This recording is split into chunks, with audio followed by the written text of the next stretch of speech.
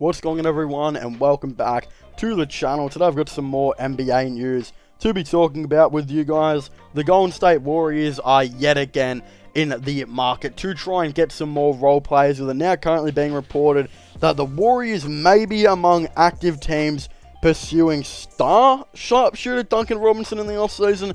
I don't like how this article has listed him as a star, but hey, whatever. Robinson could get a deal worth about $20 million per year as a restricted free agent this offseason, and this is all being reported by Sam Quinn. Now, let me just say this. For those of you who are saying, how is Duncan Robinson worth $20 million a year? That is absolutely ridiculous. Trust me when I say this. There will be a lot of teams overpaying for players in free agency this year. And I mean a lot of teams. Because there is no stars really in this free agency. There's like 4 all-stars in this free agency. The rest are just role players. And a lot of teams do have a lot of salary cap in this free agency. Of course, a lot of players were recently bought out. A lot of players, will be leaving their big contracts from teams. Like the Spurs won't have DeMar DeRozan's contract anymore. The Cavs won't have Andre Drummond's contract anymore. Etc, etc. A lot of teams will have cap. A lot of teams will be overpaying for players. There will be teams out there who will be offering Duncan Robinson $20 million a year. Now, will one of those teams be the Golden State Warriors? I don't think so, but I wouldn't mind seeing Duncan Robinson for this team, as we did see the Golden State Warriors sort of struggle for most of the season on their three-point shooting until, of course, Kent Bazemore was orchestrated into this starting 5 where he increased the spacing so much. It was kind of when Kelly Oubre actually went down with an injury that this team's spacing increased quite a bit. I think as well, next year will be hard. I don't know if they're going to bring Kelly Oubre back. He's going to be wanting quite a bit of money, reportedly about $18 million a year. And they want him to play this Andre Iguodala role, and he doesn't want to play that role. Of course, James Wiseman, we all know, Warriors fans know it, that was a bad pick. He doesn't work with the three-point shooting or small ball that Steve Kerr wants out of this team.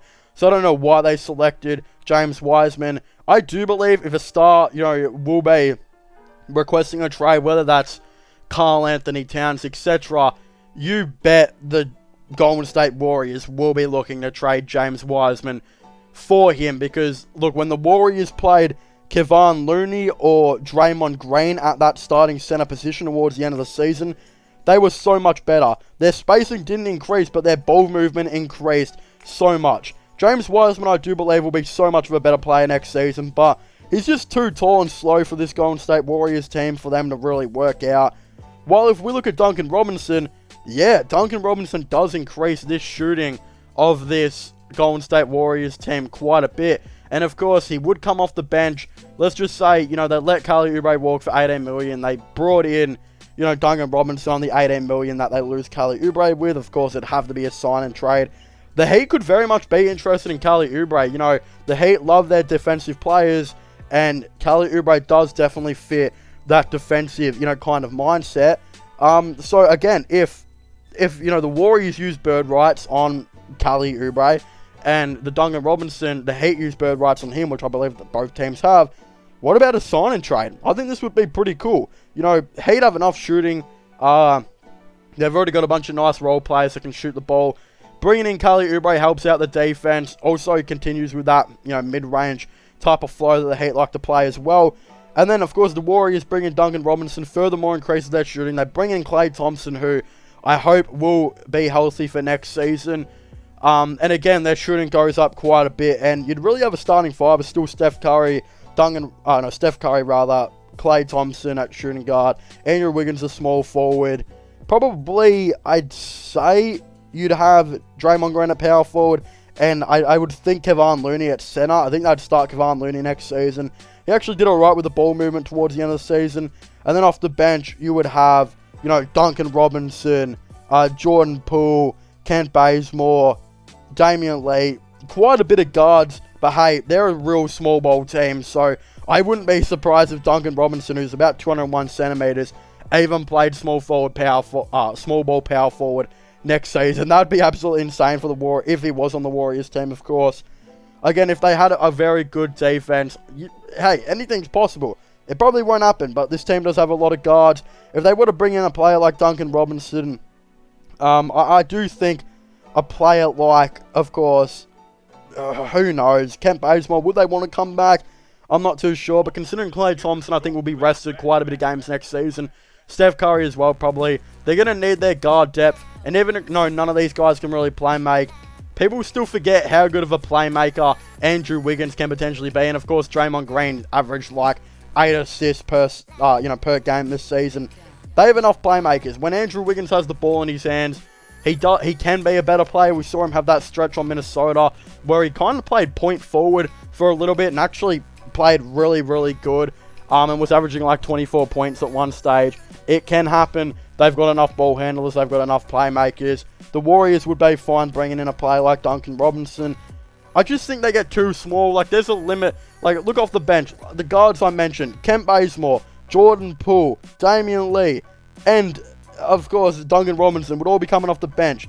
I think that's too small ball. Like, I don't know. I feel like you got to cut it short on small ball at least a little bit. And that type of small ball, I think that's a little bit too much. Like, that's just way out of it. But, again, Eric Pascal will be coming off the bench.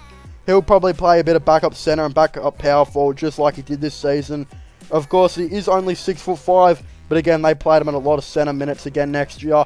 Especially if James Wiseman were to get traded for like a star like Karl Anthony Towns or someone like that. I could see, of course, Pascal playing a little bit more backup center. Of course, he might even start a little bit, especially if Kevon Looney was injured. He misses a lot of games through injury. Last year he only played 20 games. This year he played 61 but had limited minutes just because of some injuries.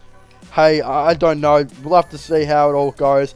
But you can never have too much depth, and I think that's how the Warriors are going to look up this next season. People also forget how good of a player Klay Thompson can be. So, yeah, I do pretty much see that they could potentially be going, of course, off of something like this. But I don't think so. I still don't think Duncan Robinson will be going to the Miami Heat. It will be very, very interesting. But I will go into the Golden State Warriors rather. I think if the Miami Heat can't bring him back because they have, a salary cap issues, what team will he go to will be a really hard team to say, because there will be teams out there that will offer about $20 million probably per year. And teams do need shooting. Like, look at a team like the Cleveland Cavaliers. They have no shooters at all, and they will have cap this year. They need shooting, and they definitely do have potentially some cap. The Milwaukee Bucks, who offered Bogdan Bogdanovic an $18 million contract last year and couldn't get him, they'll be looking to do a sign and trade and trying to bring in an $18 million per year player again this season. Could Duncan Robinson be that, potential guy? Detroit Pistons, I think they might need some wing depth, to add some shooting. They'd be potentially pretty cool here and there as well. The Rockets will have heaps of cap. The Kings might be looking to bring in a shooter.